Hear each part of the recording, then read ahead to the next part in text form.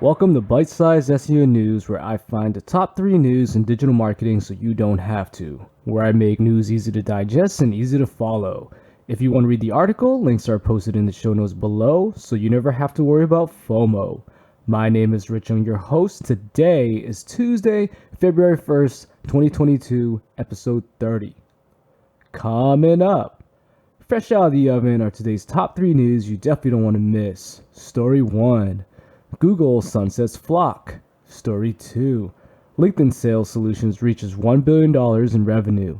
Story 3. Snapchat renews content deals with Disney, Viacom, and NBC Universal. If you're ready, let's get into it.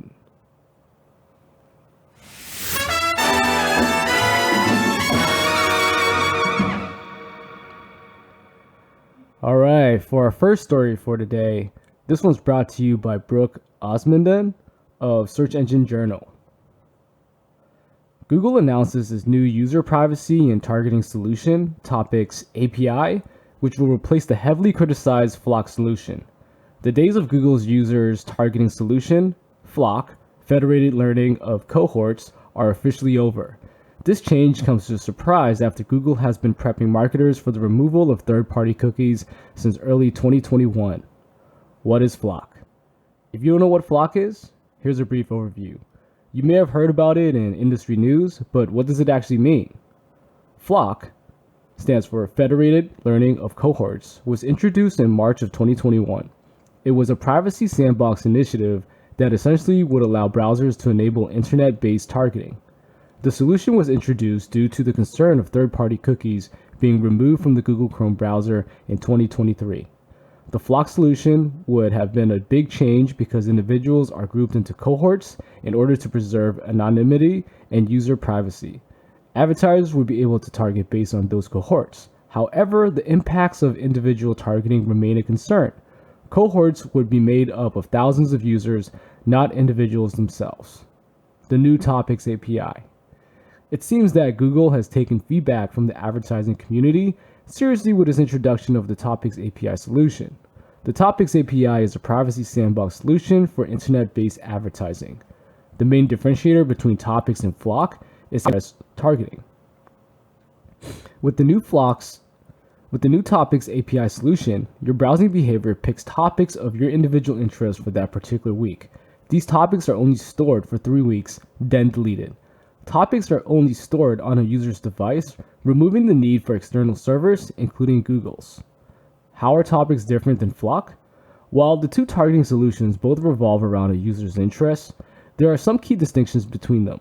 The biggest difference is that topics' interests will be deleted from a user every 3 weeks, while FLoC grouped users into cohorts. There was no time limit on how long a user could stay within that cohort. Additionally, the previous FLoC solution would produce a cohort ID that advertisers could use to target. The new Topics API solution will not have cohort IDs and will be using topics to share with advertisers and websites. Along with the functionality differences of the two solutions, there are differences on the user privacy controls as well. With the Topics API, it puts the user in control. Users will be able to view the topics associated with them. Individuals will also have the ability to opt out of topics completely or remove specific topics associated with them. Sites that are considered to be a sensitive category are automatically excluded from a user, such as race or sexual orientation. This update keeps the user safety at top of mind. Why should advertisers care? Google is still moving forward with the removal of third-party cookies at some point in 2023. Because of this change, advertisers need to know their options. Knowing this new targeting solution will help advertisers start planning how their strategy may change, if at all, based on these changes. Understanding what topics will be available later on in the year can shed light on how targeted you can get with your advertising. Remarketing efforts, outside of first-party data, may likely still be limited due to individual user privacy. You may need to shift your advertising approach to focusing on the best way to capturing first-party data as soon as possible in the customer journey, rather than relying on the browser activity to close a sale. If you'd like to get more information, make sure to check out Brooke's article in the show notes. For our next story, this one's brought to you by Andrew Hutchinson of Social Media Today. Another quarter and another report of record engagement on LinkedIn, as per parent company Microsoft's latest performance update. LinkedIn posted strong results for the quarter, with overall revenue up 36%, driven by increased demand for LinkedIn ads and a resurgence in the job market. As explained by Microsoft, quote, "We are experiencing a great reshuffle across the labor market as more people in more places than ever rethink how, where, and why they work. In this new economy, LinkedIn has become mission critical to connect creators with their communities, job seekers with employers, learners with skills, and sellers with buyers." End quote.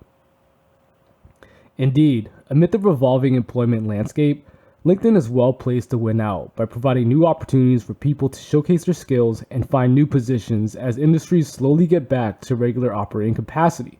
And we still have a ways to go on this front, with the pandemic still causing widespread disruptions in many sectors. While some people have been able to shift career focus, others remain on the sidelines and now continue to present new opportunities for LinkedIn as the situation unfolds. In addition to this, LinkedIn has also reported that its sales solutions business, led by its Sales Navigator platform, which now has over 1 million paying users, reached $1 billion in revenue for the year, the first time it's reached that milestone. That points to the rising value of LinkedIn for marketers, with the added insights and management tools of Sales Navigator facilitating more opportunities. In terms of general platform usage, Microsoft says that LinkedIn events are also on the rise, with the platform now seeing more than 24,000 events created and 1.5 million RSVPs every week. LinkedIn recently added new tools for its on-platform events, including audio rooms with group video streams also on the way. On another front, LinkedIn's service marketplace has also helped connect nearly 3 million freelancers and small businesses to new opportunities. While it doesn't get as much media attention as other social apps, LinkedIn has continued to expand and grow under Microsoft's ownership. Back in 2016, when Microsoft acquired LinkedIn for $26.2 billion, the professional social network had around 430 million members, which is now almost double, with more than 810 million people now signed up to the app. Of course, members and active users are not the same thing, and you do also have to remove China from these calculations, after LinkedIn pulled its main app out of the region last year due to rising regulatory pressure and related concerns. But even with those provisions in mind, LinkedIn is clearly still on the rise. And again, as more people seek out new opportunities in the new world of work and more professionals look to connect in more ways, there are plenty of indicators to suggest that LinkedIn will indeed continue to grow and expand on its current usage. If you haven't considered LinkedIn for your marketing, it could be worth another look. And while it won't be for everyone, there are opportunities in the platform's various tools and options. If you'd like to get some more information, make sure to check out Andrew's article in the show notes. For our final story for today, this one's also brought to you by Andrew Hutchinson of Social Media Today. Snapchat has announced that it's renewed its ongoing content deals with Disney, Viacom, and NBC Universal, which will see exclusive shows and programming broadcasts to Snapchat Discover over the coming year. The deals are another endorsement of the value of Discover and Snapchat more broadly in aligning with consumers' trends and connecting with the next generation of viewers. As explained by Snap, quote, "These renewals are a strong validation that Discover continues to be an incredibly important platform for some of the biggest consumer media brands in the world, and these agreements affirm their long-term confidence in Snap and our ability to deliver meaningful outcomes to drive reach, relevance, and revenue." End quote. Discover has been one of the big winners for Snap, with over 100 million Snapchatters now turning in to watch Discover content each month. Last year, Snap also reported that over 90% of the US Gen Z population watched Discover shows and published their content in 2020, while many Snap originals now see tens of millions of viewers on average, including programs like Ryan Doesn't Know, starring Hollywood star Ryan Reynolds, which was watched by more than 20 million users. Programming like this caters to evolving consumption habits, with shorter episodes created with the vertical device screen in mind and in partnership with recognized celebrities who are keen to use Snap as a vehicle to maintain connection for a wider audience. More recently, Snap's also been looking to evolve its originals even further, which could be another key step in maintaining engagement.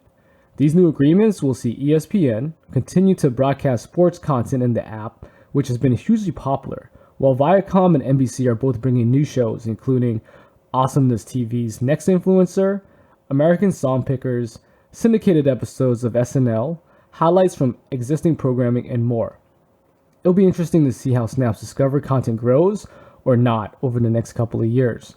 The rise of TikTok has caused a new shift in digital consumption habits, which does pose a challenge for the offering. But again, the numbers thus far show that Snap is on a winner and can help expand the audience for these providers among younger groups.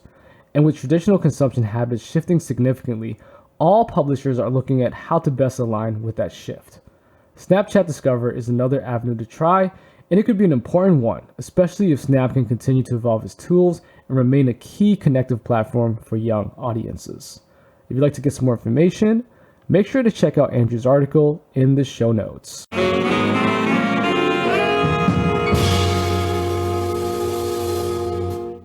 That's it for today's show. We've made it to the end. You're good to go and ready for the day. If you've enjoyed this podcast, please rate the show so it helps spread the news and I can continue doing what I do best, which is providing you the latest SEO news you just cannot miss. Served tapa style, making it easy on the stomach and on the go. Once again, I'm your host, Rich Ung, and I'll see you on the flip side.